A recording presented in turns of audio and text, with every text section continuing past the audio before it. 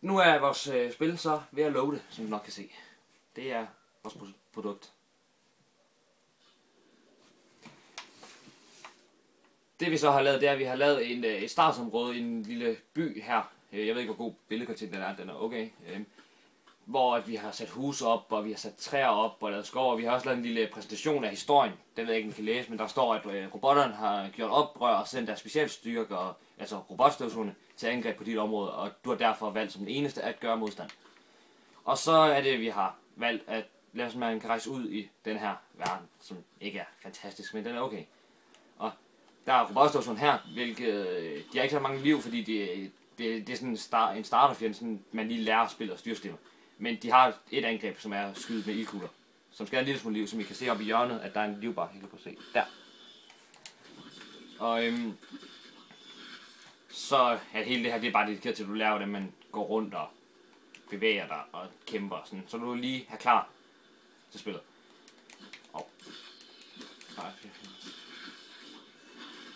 Så har vi lavet en lille samtale med et menneske her, som du nok kan se, hvor at hun fortæller dig, at du må hjælpe os med at stoppe, hjælpe os. Støvsugerne har angrebet og smadret byen, og du må gå ned for enden af vejen og dræbe deres leder.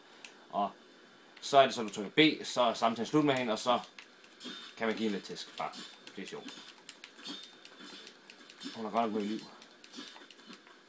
Så fortsætter spillet her, hvor at, der er sådan den første sådan store fjende. Den første fjende ser en smule truende ud, som igen er lige så lærer som resten af fjenderne, fordi det er startsområdet, der lærer dig spillet.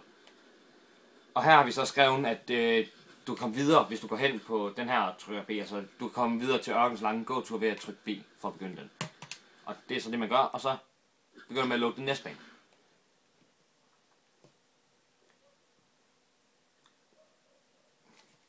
Det tager lidt tid, fordi det er meget langsomt program.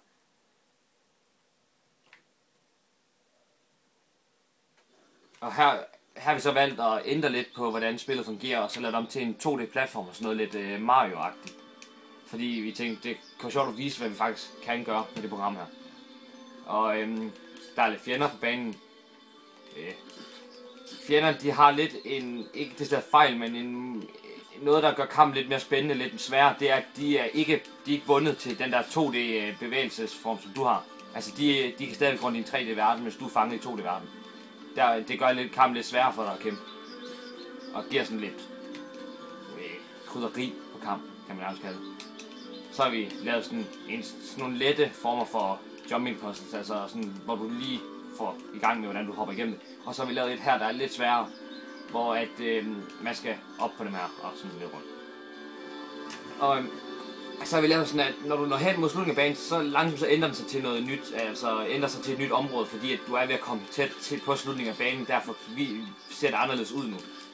For igen at sådan kæde banerne sammen, så der er en sammenhæng mellem banerne. Så det ikke bare virker som om, at du når til et sted, så trykker du B, og så er det pludselig helt anderledes.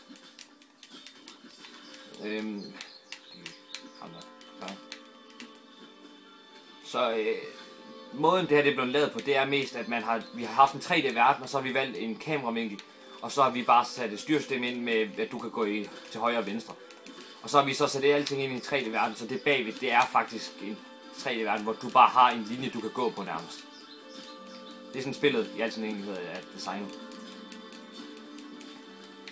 Der er mange flere muligheder for sådan at gå ind i detalje i spillet med baggrund og alt sådan noget, men vi tænkte, det er lidt svært at finde baggrund, der vil passe til det her form for scenarie, så vi har bare valgt en normal himmel. Så er der lidt brug for bare sådan give lidt ændring i spillet. Det kan godt være, at brugen ikke sådan er nogen udfordring for en, men den giver sådan lidt, at så er der noget andet end bare at gå. Så har vi lavet sådan den svære af de her hoppemissioner, hvor du skal hoppe herop, og det jeg har så spillet banen igennem mange gange, så det er meget lettere for mig, godt nok. Og igen har vi her, at den skriver, at banen er slut, og du kan trykke B for at komme videre. Og det skriver også lige, at du skal til at kæmpe mod fjendernes leder nu, og du vil nå til bosskampen nu.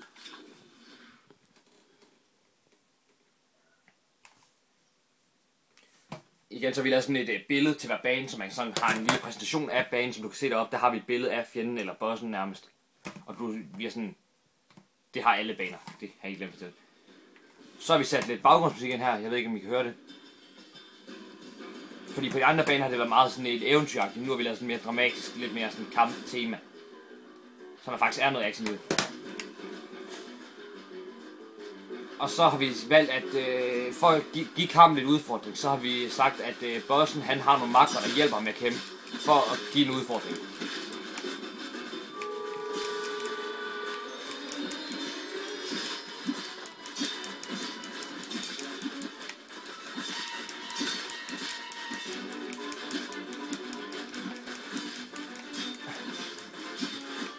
Og i kampen, der har man liv og mana og sådan noget, og jeg har valgt at lave sådan, der er en knap, hvor at hvis du begynder med at mangle liv, så har du mulighed for at heale dig. Ved at trykke på en bestemt knap, så får du mere liv, som du nok kan se nu, at så mister jeg noget den blå streg, og får noget den røde. Det ved jeg ikke, man kan se. Jo, det kunne man godt.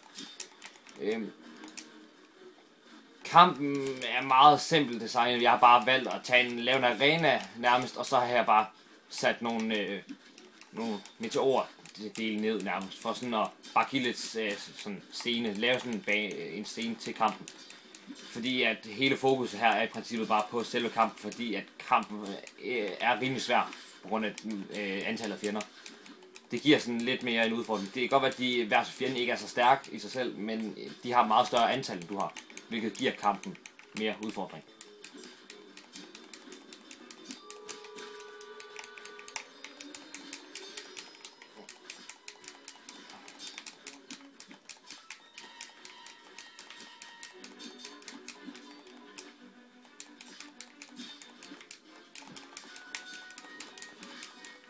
Selve udfordringen ved bossen, det er, at han har alle de makroer der.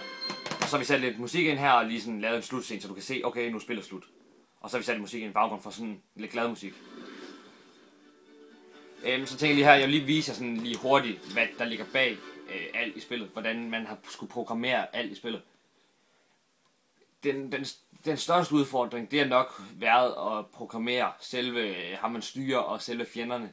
Men ham jeg styrer, ham har vi så haft sådan, der har vi fået lidt hjælp fra selve spillet, fordi der er nogle hjerner, der i forvejen er bygget, og så har jeg bare puttet en masse ekstra ind, så man har flere muligheder. Oprindeligt så er der kun evnen til at slå, og til at undvige, og så til at hoppe, og så har du lidt liv. Det er de evner, der sådan oprindeligt er, og så har jeg puttet en masse forskellige evner ind med healing og sådan noget, og evnen til at løbe og noget. Jeg kan lige prøve at vise ham her, man er hjerne. Man kan have noget. Det er så delt op i en blå linje herude i siden. Skal vi prøve at se. Den linje der, det er when, altså når noget sker. For eksempel så er der hernede, at når A, som vi kan se, der, når A bliver trykket, så hopper han, som du kan se der. Altså der er en linje med når, og en linje med gør. Og det er sådan i princippet sådan hele spillet er programmeret, så er der forskellige ting man kan gøre. Så kan man for eksempel sige, når at en fjende kan se spilleren, så går fjenden til angreb. Eller man kan sige, at når man når til det her sted, eller når man er i nærheden af noget, så spiller den en bestemt melodi og alt sådan noget. Eller når du kommer i nærheden af den her boks nærmest inden for det her område, så beskriver den en besked til dig, så du ved for eksempel i slutningen, der hvor du skal trykke B, at du skal trykke B. Det er sådan hele spillet programmeret. Og det er i princippet det samme måde, at 2D-platformeren den er programmeret, og det er bare i princippet hele spillet. Det er det.